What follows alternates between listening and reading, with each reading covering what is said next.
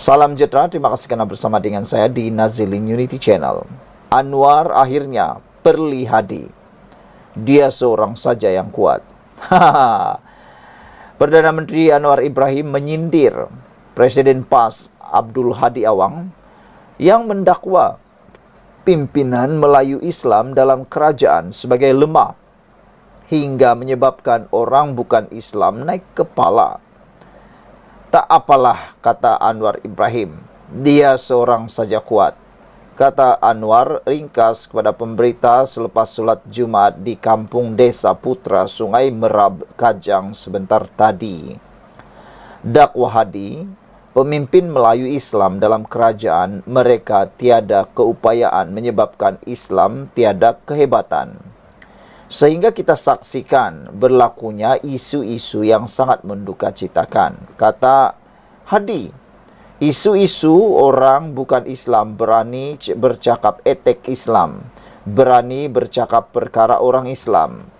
Yang mutakhir ialah isu murtad, halal dan haram.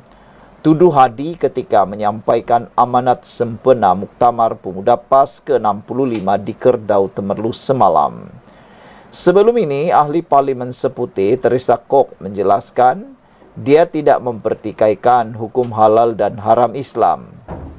Katanya, dia membantah cadangan Menteri di Jabatan Perdana Menteri Hal Ehwal Agama Muhammad Naim Mokhtar untuk mewajibkan semua premis makanan yang tidak menyajikan daging babi atau alkohol mendapatkan sijil halal.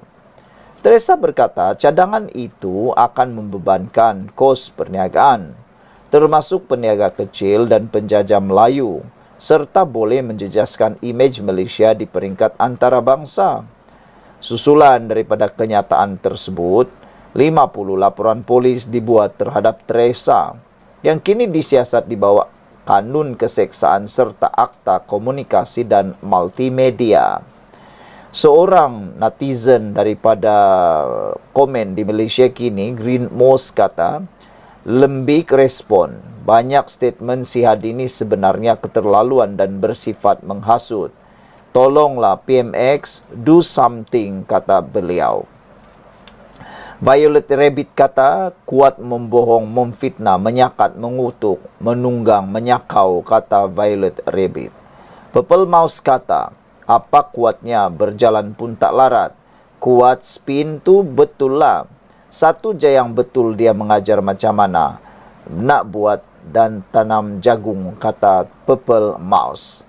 Sekian untuk kali ini. Jangan lupa tinggalkan komen anda. Salam sejahtera. Terima kasih kerana bersama dengan saya di Nazilin Unity Channel. Isu kes panas GISB. Ramai mendakwa restoran milik GISB terasa aneh, macam ada yang tak kena. Ikuti ulasan ini. Restoran dikendalikan Global Equine Services and Businesses Berhad GISB Holding menjadi perbincangan hangat pengguna media sosial sejak tersebarnya dakwaan ia mengeksploitasi kanak-kanak sebagai pekerja. Beberapa pelanggan yang mendakwa pernah makan di restoran kendalian syarikat itu mengakui persekitaran kedai terasa aneh dengan tingkah laku pelanggan yang agak pelik. Mereka memuji standard kebersihan restoran yang sangat terjaga, namun tidak dapat mengelak daripada perasaan aneh dan rasa tidak beres dengan persekitaran restoran. Saya mengaku pernah makan di kafe GISB di Seremban. Masuk kedai saya rasa macam pelik suasana. Rasa ada je yang tak kena, tertanya-tanya ni. Biar betul dekat Malaysia, katanya. Pada mulanya rasa bersih tempat ini standard tinggi. Selepas itu tengok gelagat pelanggan lain macam bukan orang betul. Macam disconnect dari dunia sebenar, katanya. Bila keluar semua cerita, saya pun rasa patutlah, kata seorang pengguna Facebook bernama Hazwan Hasan. Ternyata perkongsiannya turut dipersetujui beberapa individu yang pernah ke restoran milik GISB. Mereka mendakwa ada yang tidak kena pada pekerja restoran selain bersetuju bahawa pelanggan dan kaki tangan juga seolah-olah berada di dunia luar. Bab disconnect dari dunia luar tu betul. Kami pun pernah makan, yalah konon nak saput Melayu. Bukan suasana je disconnect. Muka dia orang semua macam tak ada nikmat kehidupan, kata Nur Afika. For some reason, saya tak pernah pi makan dekat kedai depa walau selalu nampak. Dia macam satu perasaan not inviting. Ya, dia rasa macam ada terkena dalam tu, kata Muhammad Huzaifah. Oh, saya ingatkan saya seorang je yang rasa seperti itu. Sebelum isu-isu panas ini timbul dan tak sangka pun hal ini jadi, memang rasa pelik bila masuk kedai dia orang. Naluri hati kita tu tak sama macam kita pi kedai biasa. Tak tahu nak cakap macam mana, tapi rasa pelik. Sedangkan waktu tu saya tak tahu apa-apa pun isu pelik berkait diorang. Luar pula cedan nasi kukus. GISBH muncul selepas Darul Akram diharamkan dan beberapa pemimpin kanannya ditahan polis pada tahun 1994 mengikut Akta Keselamatan Dalam Negeri ISA.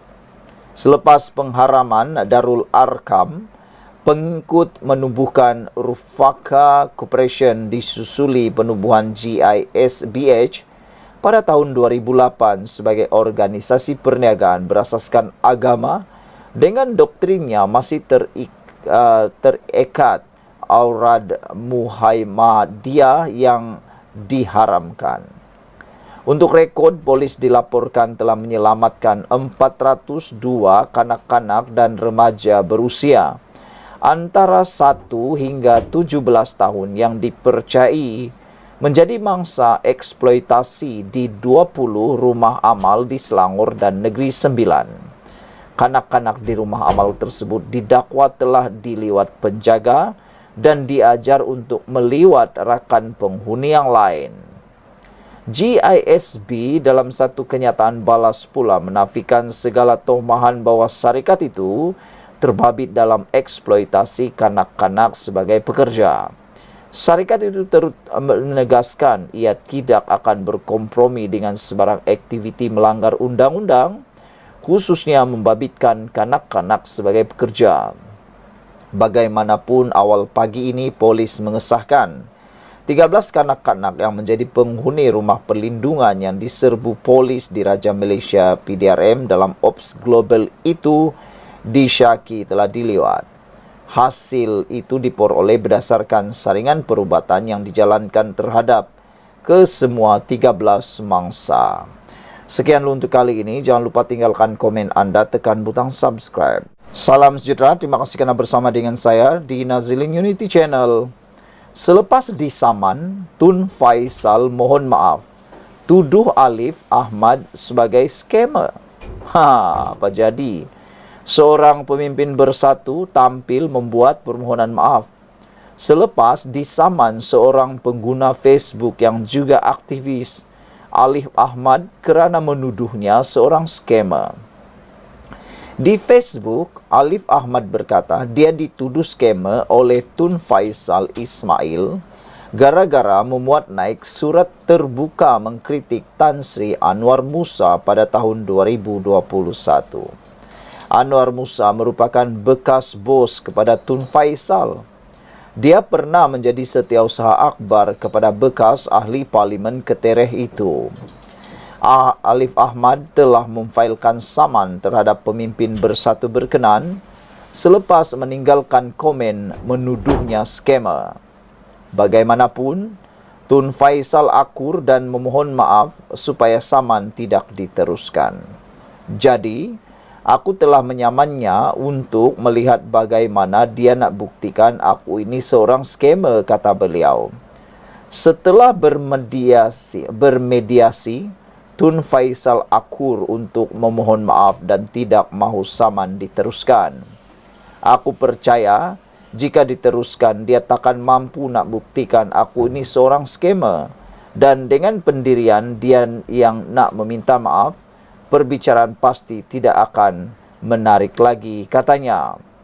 Dalam hantaran sama, Alif menyertakan surat permohonan maaf daripada Tun Faisal. Pemimpin bersatu itu mendakwa komennya tentang skema tidak berniat ditujukan kepada Alif. Komen tersebut sama sekali tidak diniatkan untuk merujuk kepada saudara Alif Ahmad atau memberi maksud bahawa saudara Alif Ahmad adalah seorang skamer. Walau bagaimanapun, saya ingin memohon maaf sekiranya komen-komen saya tersebut telah mengundang salah faham dan maksud berbeza kepada pembaca-pembaca di ruang Facebook tersebut. Sejujurnya saya tidak berniat sedemikian, katanya. Permohonan maaf ini saya sampaikan secara ikhlas bagi menyelesaikan kekeliruan yang timbul dari komen kenyataan-kenyataan dan komen-komen yang berkaitan dengan perkara tersebut, katanya. Dengan permohonan maaf ini, saya kira segala khilaf ini dapat diselesaikan secara damai tanpa meneruskan proses keadilan di dalam mahkamah, kata surat permohonan maaf yang disiarkan di Facebook Alif Ahmad II. Alif banyak menjalankan skrip atau penyiasatan terhadap latar belakang pemimpin politik. Dia juga mengupas isu-isu semasa dalam negara. Saudara-saudara sekalian, ada beberapa netizen kata mereka hairan kenapa Alif seperti sudah mula berlembut. Kata mereka, tidak perlu terima permohonan maaf itu, kata mereka. Biar jadi pengajaran kepada Tun Faisal selepas beliau mengaku dan telah memohon maaf. Kata netizen, itulah sebabnya ramai orang yang terus-menerus membuat fitnah. Kenapa? Sebab bila mohon maaf, tidak lagi diteruskan saman. Ramai netizen kata lebih baik diberi pengajaran di saman saja. Apalagi kalau sudah terbukti mereka bersalah memfitnah. Itu lebih mudah, kata mereka. Apapun komen Anda, sila tinggalkan komen Anda, tekan butang subscribe. Selamat petang, salam sejahtera. Terima kasih kerana bersama dengan saya di Nazilin Unity Channel. Mengaitkan bala Allah dengan DAP, ini satu tindakan yang melampau habis modal politik daripada PAS. Pemimpin DAP, Syarizan dan Rara akhirnya tampil sekolahkan pemimpin PAS cukup kau-kau. Dua pemimpin DAP menemplak perwakilan pemuda PAS kawasan Machang. Muhammad Sharif Muhammad Azhari yang tiba-tiba mengaitkan kejahatan DAP sebagai punca datangnya bala Allah di Masjid India. Muhammad Sharif mentafsir kejadian lubang benam berhampiran Masjid India Kuala Lumpur baru-baru ini sebagai tanda bala dari Allah. Ahli Parlimen Bangi, Saridan Johan menemplak kenyataan itu menyifatkan ia sudah melampaui batas. Beliau menegaskan, tidak patut mana-mana pihak mengambil kesempatan ke atas tragedi lubang benam atau mana-mana musibah yang menyerang seteru politik mereka. Sebagai ahli politik muda, katanya sepatutnya perwakilan tersebut membawa politik baharu untuk bersaing dengan sehat dan memainkan peranan semak dan imbang terhadap kerajaan. Malangnya, PAS sekali lagi membuktikan bahawa mereka masih terperangkap dengan polemik dan retorik politik lapuk dan melampau, katanya menerusi X. Sementara itu, ahli Parlimen Bentong, Yong Safura, mendesak Muhammad Sharif menarik balik kenyataan itu dan membuat permohonan maaf atas ucapan tidak bertanggungjawab. Beliau berpandangan mengaitkan tragedi lubang benam dengan perbuatan DAP adalah kenyataan berniat jahat yang cuba menimbulkan fitnah dan sangkaan buruk terhadap sesuatu yang bukan di bawah pengetahuan mereka. Adalah tidak munasabah mengaitkan bencana dengan bala Allah yang hanya dalam pengetahuan yang Maha Esa. Serahkan urusan Tuhan kepada Tuhan. Kita tidak berhak membuat penghakiman yang sembrono seperti ini, kata beliau. Saya minta Saudara Syarif untuk meminta maaf dan menarik balik kenyataan tersebut, katanya lagi. Terdahulu, pemimpin PAS itu menyalahkan Menteri Wilayah Persekutuan dan Pembinaan Menara Berkembar Petronas KLCC dibina di Kuala Lumpur dengan dalam isu terjadinya lubang benam. Dia bagaimanapun tidak menyebut menteri mana yang dimaksudkan dalam kenyataannya. Namun, KLCC dibina ketika Tun Dr. Mahathir Mohamad menjadi Perdana Menteri keempat. Dia juga secara tiba-tiba mengaitkan kejadian itu sebagai satu bala sekiranya tidak disekat kejahatan DAP. DAP ini jahat, kata beliau, buat kerja jahat dan kita biarkan dan kita kena sebut perkara ini, katanya seperti dilapor media tempatan. Adalah tidak adil menyerang pemimpin-pemimpin seperti ini. Sehingga salah seorang daripada pemimpin yang ada di Malaysia juga mengatakan bahawa kalau mereka cuba mengaitkan perkara itu dengan bala Allah, bolehkah menganggap banjir besar di Kelantan juga sebagai bala Allah? Menurut Menteri Wilayah Persekutuan di Jabatan Perdana Menteri Wilayah Persekutuan Dr. Zaliha, apa yang berlaku, kata beliau, adakah wajar untuk kita katakan banjir besar yang pernah melanda Kelantan suatu ketika dahulu adalah bala yang Allah turunkan atas kesalahan mungkin beberapa pemimpin PAS Kelantan? Jika musibah berlaku terhadap diri sendiri atau negeri yang diperintah PAS, maka ia dikatakan ujian. Tetapi jika musibah di negeri selainnya, dikatakan bala pula. Sekian dulu untuk kali ini. Kita jumpa lagi, tinggalkan komen Anda. Selamat petang, salam sejahtera. Terima kasih karena bersama dengan saya di Nazilin Unity Channel. Hari ini kita digemparkan sekali lagi dengan kenyataan balas daripada parti kerajaan. Apabila beberapa pemimpin daripada PAS mengaitkan isu pasir jerlus yang berlaku di Kuala Lumpur sebagai bala daripada Allah, ini jawaban balas daripada parti kerajaan. Bolehkah anggap banjir besar di Kelantan juga sebagai bala Allah? Itu persoalan yang dibalas semula kepada kepimpinan PAS di Kelantan. Merujuk kepada banjir besar zaman Nabi Nuh, Menteri di Jabatan Perdana Menteri Wilayah Persekutuan Dr. Zaliha Mustafa menyoal jika sesuai untuk menggambarkan banjir di Kelantan sebagai bala Tuhan juga. Surah Al-Ankabut yang dipetik pemuda PAS tersebut itu pun penuh dengan kisah yang pelbagai. Di antaranya kisah banjir besar di zaman Nabi Nuh. Justru, adakah wajar untuk kita katakan banjir besar yang pernah melanda Kelantan suatu ketika dahulu adalah bala yang Allah turunkan atas kesalahan mungkin beberapa pimpinan PAS Kelantan? Jika musibah berlaku terhadap diri sendiri atau negeri yang diperintah PAS, maka ia dikatakan ujian.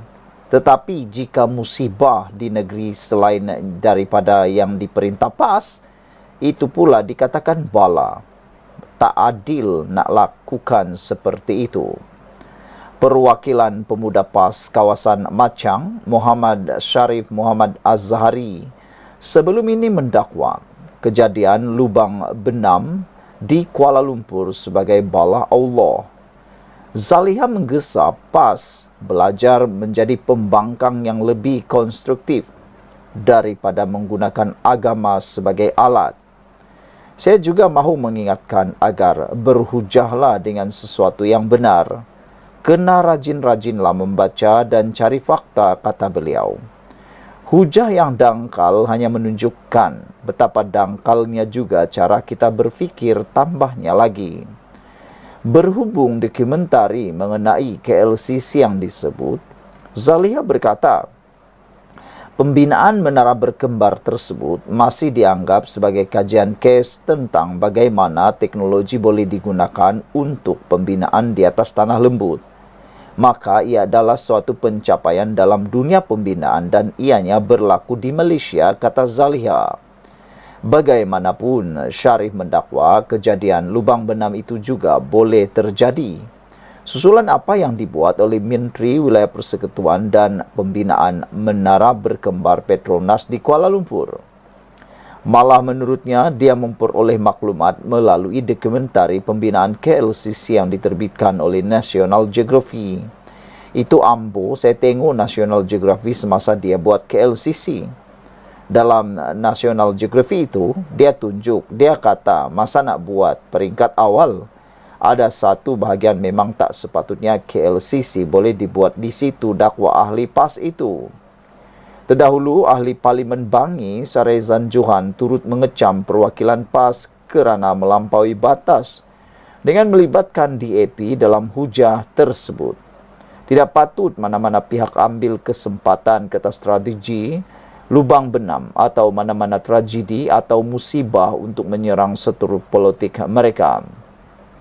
Sebagai ahli politik muda, sepatutnya perwakilan tersebut membawa politik baru untuk bersaing dengan sihat dan memainkan peranan semak dan imbang terhadap kerajaan.